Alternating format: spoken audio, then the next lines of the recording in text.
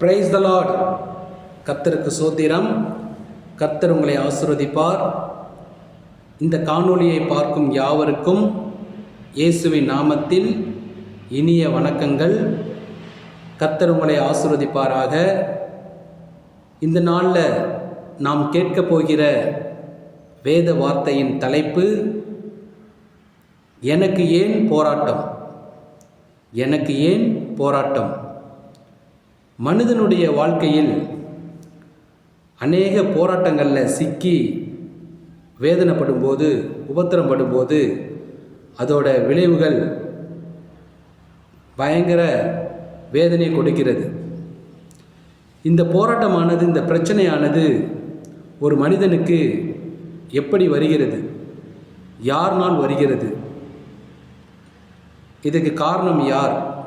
இதுக்கு காரணம் என்ன என்பதை வேத வசன அடிப்படையில் தேவனுடைய வார்த்தையை நாம் கேட்போம். யாக்கோப்பு 1 அதிகாரம் 13-14 வசனங்கள். சோதிக்கப்படுகிற எவனும் நான் தேவனால் சோதிக்கப்படுகிறேன் என்று சொல்லாதிருப்பானாக. தேவன் பொல்லாங்கினால் சோதிக்கப்படுகிறவர் அல்ல, ஒருவனையும் அவர் சோதிக்கிறவரும் அல்ல. யாக்கோப்பு 1 அதிகாரம் 13 வசனம். தேவனுடைய வார்த்தை என்ன சொல்கிறது என்றால், தேவன் மனிதனை சோதிக்க மாட்டார், பிரச்சனைக்குள்ளாக விடமாட்டார். தேவனுக்கும் மனிதனுக்கு ஏற்படும் சோதனைக்கும் சம்பந்தம் இல்லை. அவர் அதுக்கு காரணம் இல்லை. வேத வசனம் தெள்ள தெளிவாக சொல்கிறது. பிறகு எப்படி மனிதனுக்கு போராட்டம் வருகிறது, பிரச்சனைகள் வருகிறது? அடுத்த வசனம் சொல்கிறது,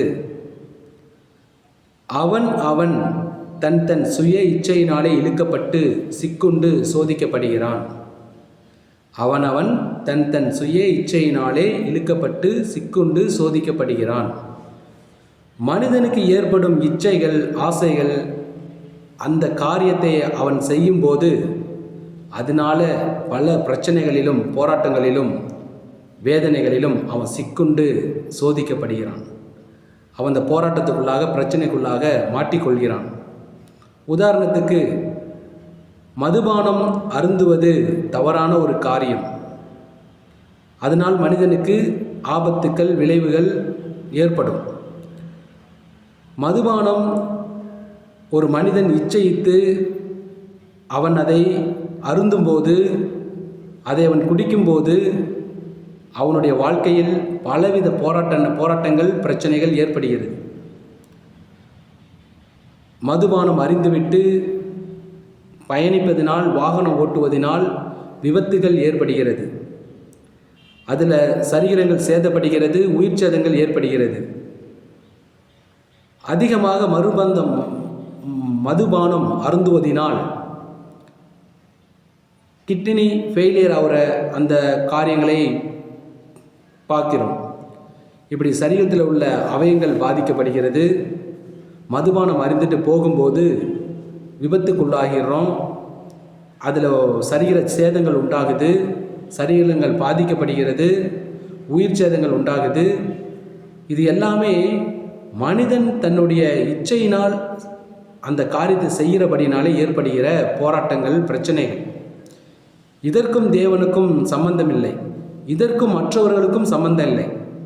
ஒரு மனிதன் மதுபானத்தில் பிரச்சனை இருக்குன்னு தெரிந்த பிறகு, மதுபானத்தினால் விளைவுகள் இருக்குன்னு தெரிந்த பிறகு, அது நம்ம வாழ்க்கைக்கு பிரச்சனை, நம்ம சரீரத்துக்கு பிரச்சனை எல்லாம் தெரிஞ்ச பிறகு, ஒரு மனிதன்தான் அதன் மேலே ஆசை வைத்து, அதன் மேல் ஒரு இச்சை வைத்து, ஒரு ஈர்ப்பில் அவன் சென்று அதை அருந்தும்போது இவ்வளோ போராட்டங்கள், இவ்வளோ பிரச்சனைகளை சந்திக்க நேரிடுகிறது.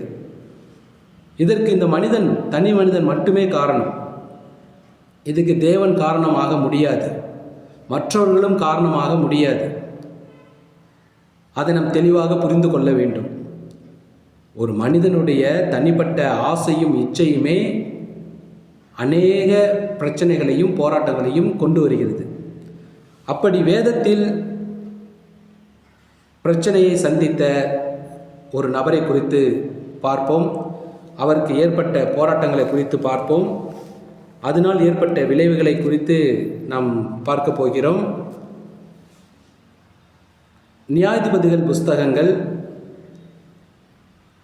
13வது அதிகாரம் 5வது வசனம்.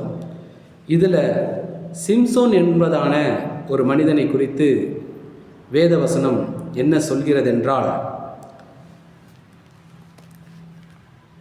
சிம்சோன் என்ற மனிதன் பெலிஸ்தர் கையில் அடிமையாக இருக்கிற இஸ்ரவேல் ஜனங்களை மீட்டெடுக்கக்கூடிய ஒரு தரிசனத்தை தேவனிடத்திலிருந்து பெற்றுக்கொண்ட ஒரு மனிதன்தான் சிம்சோன்.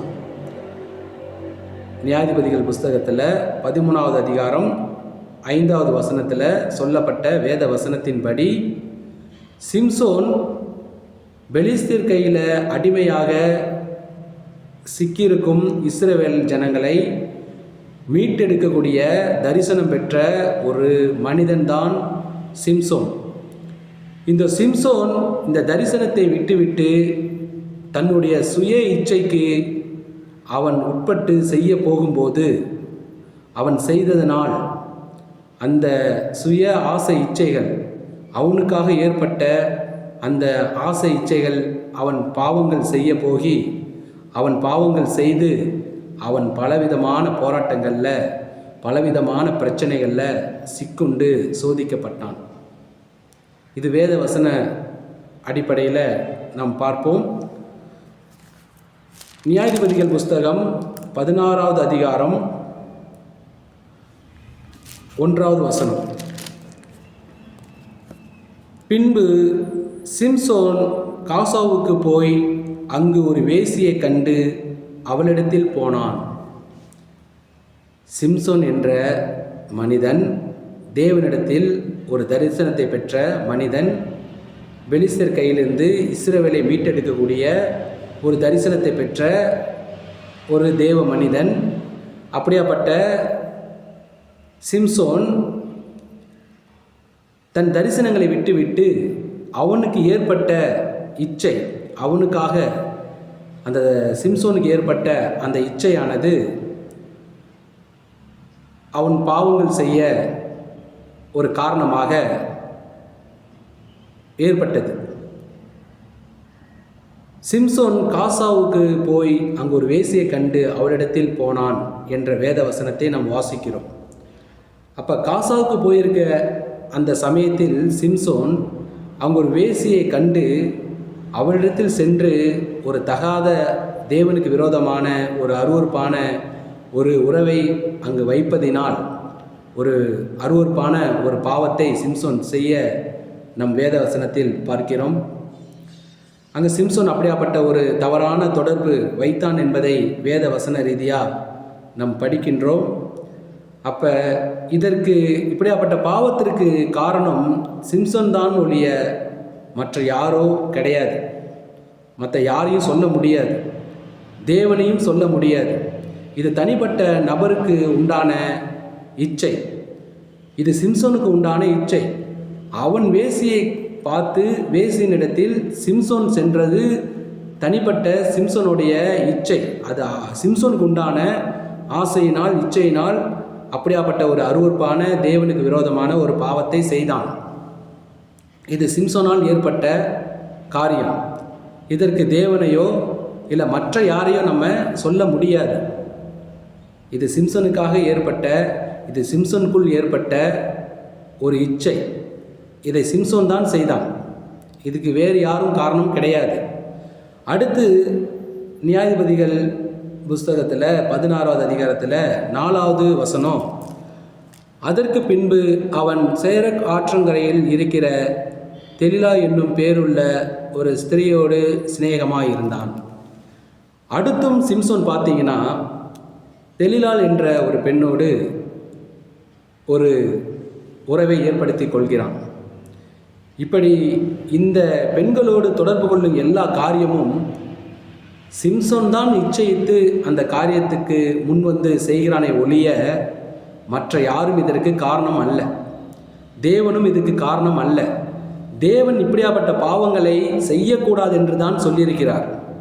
இதை மீறி செய்வது சிம்சோன். ஏனென்றால் சிம்சோனுக்கு ஏற்பட்ட இச்சை, ஆசை, அந்த காரியத்தை செய்கிறான். மற்ற யாரும் இதுக்கு காரணம் கிடையாது. தேவனும் இதுக்கு காரணம் கிடையாது. அப்போ தனிப்பட்ட சிம்சோனுக்கு ஏற்பட்ட இச்சை தான் இந்த பாவத்தை சிம்சோன் செய்ய நேரிட்டதை ஒழிய வேறு யாரும் இந்த பாவத்துக்கு காரணம் கிடையாது. இப்படி சிம்சோன் இந்த பாவத்தை செய்து என்ன ஏற்பட்டது என்றால், நியாயாதிபதிகள் புஸ்தகம் 16 அதிகாரம் 19-20 வசனங்கள். அந்த வசனத்தில்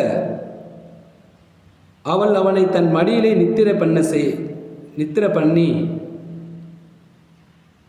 அவள் அவனை தன் மடியிலே நித்திரை செய்ய பண்ணி ஒருவனை அழைத்து அவன் தலைமையில் 7 ஜடைகளையும் சிறைப்பித்து அவனை சிறுமப்படுத்த தொடங்கினாள்.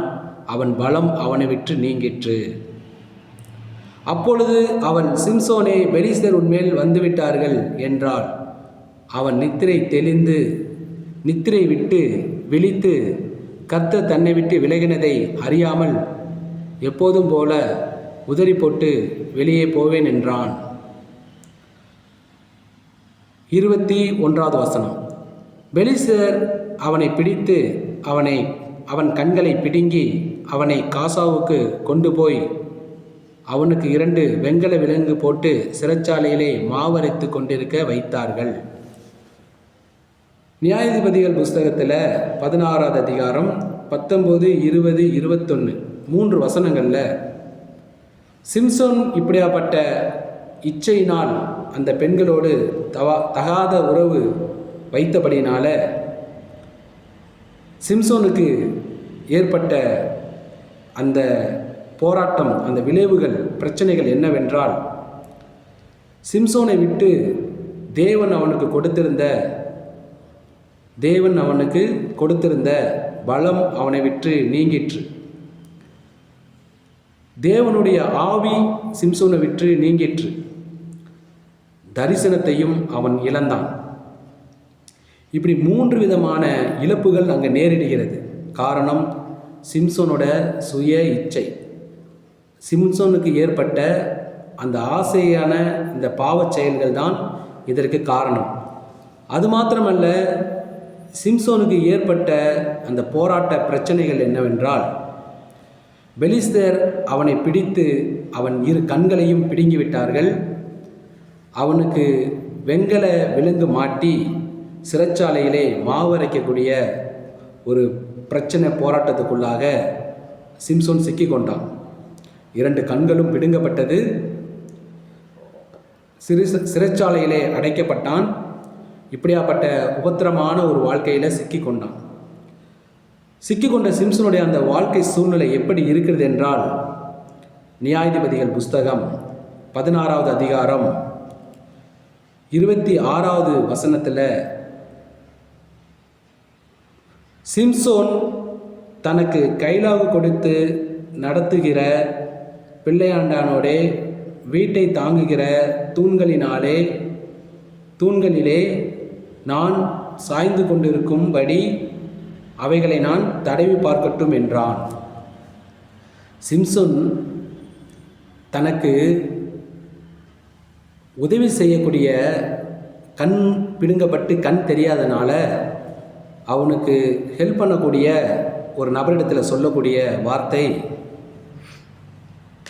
நான் அந்த தூண்கள் எல்லாம் தடவி பார்க்கட்டும், நான் எங்கே இருக்கேன் என்பதை நான் தடவி பார்க்கட்டும் அப்படின்னு சொல்லி சிம்சோன் சொல்கிறக்கூடியதை பார்க்குறோம்.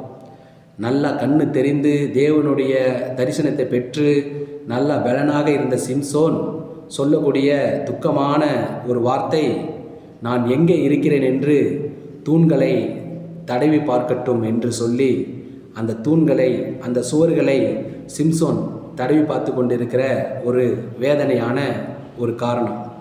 ஒரு காரியம். இந்த நிலைமைக்கு சிம்சோன் வருவதற்கு காரணம், சிம்சோன் தன்னுடைய சுய இச்சையினால் ஏற்பட்ட அந்த பாவச் செயல். இதுக்கு தேவனோ மனிதர்களோ மற்றவர்களோ காரணம் அல்ல. காசாவுக்கு போய் வேசியை கண்டு அவளிடத்தில் சென்று தகாத உறவு வைத்தது சிம்சோன். தெலீலாவை கண்டு தெலீலாவிடத்தில் சென்று தவறான ஒரு உறவு கொண்டது சிம்சோன். இப்படி எல்லா பிரச்சனைக்கும் சிம்சோன் தான் காரணம். சிம்சோன் தான் தன்னுடைய ஆசை இச்சைகளை நிறைவேற்ற போய் அதை செய்ய போய் அந்த சுய இச்சையினால் பாவங்கள் செய்ய போய் இப்படியாப்பட்ட போராட்டத்துக்குள்ளாக சிக்கிக்கொண்டார். சிம்சோனுக்கு ஏற்பட்ட அந்த சுய இச்சையான பாவ செயல்கள் அந்த வேசினிடத்திலும் தெலீலாவிடத்திலும் செய்ய போய் இப்படியாப்பட்ட போராட்டத்துக்குள்ளாக பிரச்சனைக்குள்ளாக சிம்சோன் மாட்டிக்கொண்டார். இது சிம்சோனால் ஏற்பட்ட போராட்டமே. சிம்சோனே இதுக்கு காரணம். எனக்கு ஏன் என் போராட்டம்னு பார்த்தீங்கன்னா, இன்றைக்கி ஏன் எனக்கு போராட்டம் நம்ம கொஸ்டின் எழுப்புகிறோம், அதுக்கு காரணம் நம்மளாகவே இருக்கிறோம். சிம்சோன் எழுப்பக்கூடிய எனக்கு ஏன் போராட்டம்னு ஒரு கொஸ்டினை எழுப்புனா அதுக்கு திரும்பி பார்த்தா அந்த போராட்டத்துக்கு காரணம் சிம்சோனாக மாத்திரம்தான் இருக்க முடியும். ஏன்னா வேசியை கண்டு சென்றது சிம்சோன், தெலீலாவை கண்டு சென்றது சிம்சோன். இப்படி பாவ காரியங்கள் செய்ய ஆசை இச்சையில் சென்றது எல்லாமே சிம்சோன். அப்படி சென்றபடினால தான் அவ்விடத்தில் ஏற்பட்ட விளைவுகள். கண்கள் பிடுங்கப்பட்டது, சிறையில் அடைக்கப்பட்டான், அவனுக்கு கொடுக்கப்பட்ட தரிசனம் இழக்கப்பட்டது, தேவ ஆவி விலகினார். இப்படி பல பிரச்சனைகளை போராட்டங்களை சந்தித்த சிம்சோன் ஒரு வார்த்தை சொல்கிறான், நான் எவ்விடத்தில் இருக்கிறேன் என்று தூண்களை சுவர்களை தடவி பார்க்கட்டும் என்று சொல்லி ஒரு வேதனையாக அவன் தடவி பார்த்து நான் எங்கே இருக்கிறேன் என்று நிதானிக்கின்றான். இப்படியாப்பட்ட போராட்டத்துக்குள்ளாக இப்படிக்குள்ள வேதனைகளாக சிம்சோன் வாழ்க்கை மாறியது. அதுக்கு காரணம் சிம்சோன். கடைசியாக சிம்சோனுடைய வாழ்க்கை முடியவும் செய்தது. நியாயாதிபதிகள் புஸ்தகம் 16 அதிகாரம் 31வது வசனம். பின்பு அவன் சகோதரரும் அவன் தகப்பன் வீட்டாரும் போய் அவனை எடுத்துக்கொண்டு வந்து சேராவுக்கு எஸ்தோருக்கும் நடுவே அவன் தகப்பனாகிய மனோவின் கல்லறையில் அடக்கம் பண்ணினார்கள். ஸோ சிம்சோன் இந்த வாழ்க்கையில் கடைசியாக மரணமும் சிம்சோனுக்கு நேரிடப்படுகிறது. சிம்சோனுக்கு இதற்கு பிறகு நீங்கள் வசனங்களை வாசித்து பார்த்தீர்களானால் சிம்சோன் எப்படி மரித்தான் என்பதை இதற்கப்புறம் நம் வேதத்தில் வாசிக்க முடியும். நியாயாதிபதிகள் புஸ்தகம் 16 அதிகாரம் 26 வசனத்துக்கு மேலாக 31 வசனத்துக்குள்ளாக நீங்கள் வாசிக்கும்போது அதில் தெளிவாக தெரியும் சிம்சோனோட மரணம் ஏற்பட்ட விதங்கள். தன்னுடைய சுய இச்சையினால் பாவ ஆசையினால் வேசினிடத்திலும் தெலீலாவிடத்திலும் சென்று தகாத உறவு கொண்டு அதற்கு பிறகு சிம்சோன் பலம் நீங்கிற்று, தேவாவி நீங்கினார், தரிசனம் விலகினது, தரிசனம் அவனை விட்டு நீங்கிற்று, தரிசனத்தை விட்டுவிட்டான், கண்கள் பிடுங்கப்பட்டது, சிறைச்சாலையில் அடைக்கப்பட்டான். அடைக்கப்பட்டு வேதனையோடு சொல்லக்கூடிய ஒரு வார்த்தை, நான் எங்கே இருக்கிறேன் என்று தூண்களை சுவர்களை தடவி பார்க்கட்டும் என்று தன்னுடைய கையினால் தடவி பார்த்து நான் எங்கே இருக்கிறேன் என்று நிதானிக்கின்றான். கடைசியாக சிம்சோன் மரித்தும் போனான். இப்படியாப்பட்ட போராட்டங்களுக்கும் பிரச்சனைகளுக்கும் மரணம் நேரிடுவதற்கும் ஒரே காரணம் சிம்சோன். சிம்சோனுடைய சுய ஆசை இச்சைகள் தான், இப்படியாப்பட்ட பாவங்கள் செய்தனால்தான் இப்படியாப்பட்ட போராட்டமும் பிரச்சனையும் மரணமும் ஏற்பட்டது. எனக்கு ஏன் போராட்டம் என்று சிம்சோன் யோசித்தால் அதற்கு சிம்சோன் மாத்திரமே காரணம்.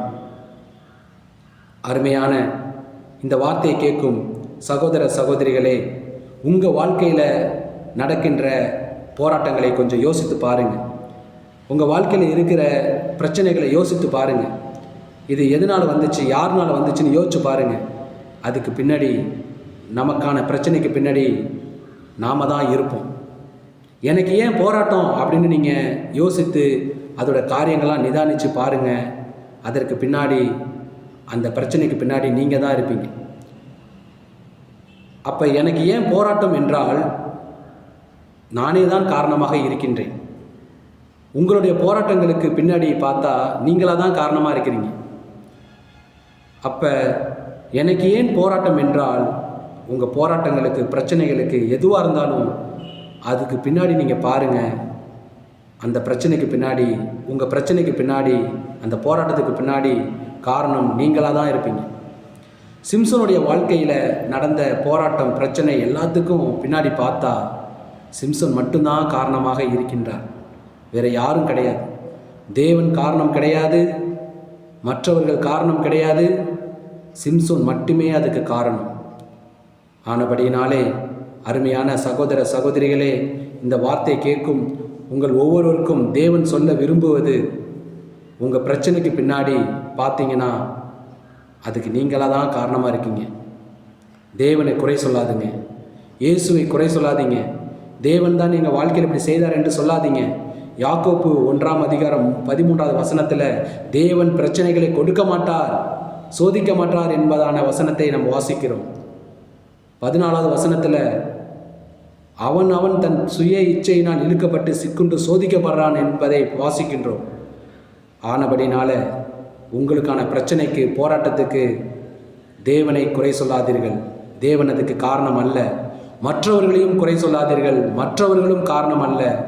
உங்களுக்கான போராட்டத்துக்கும் பிரச்சனைக்கும் பின்னாடி நீங்கள் யோசித்து பாருங்கள், அதுக்கு நீங்களாக தான் காரணமாக இருப்பீங்க. சிம்சோனோட பிரச்சனைக்கு பின்னாடி பார்க்கும்போது சிம்சோன் மட்டுமே காரணமாக இருந்தார். அதே போல் உங்கள் பிரச்சனைக்கு பின்னாடி பார்த்தீங்கன்னா நீங்கள் தான் காரணமாக இருப்பீங்க. ஆனபடினாலே உங்கள் பிரச்சனைகளை, போராட்டங்களை இயேசுவினிடத்தில் கொண்டு வாருங்கள், அவரிடத்தில் தெரியப்படுத்துங்கள், ஜெபம் செய்யுங்கள். அதிலிருந்து உங்களை கண்டிப்பாக இயேசு விடுவிப்பார். உங்கள் வாழ்க்கை மாறும். எனக்கு ஏன் போராட்டம் என்ற தலைப்பில் தேவன் பேசின தேவனுடைய வார்த்தைக்காக தேவனுக்கு நன்றி. கர்த்தர் உங்களை ஆசீர்வதிப்பார். ஆமென். Praise the Lord.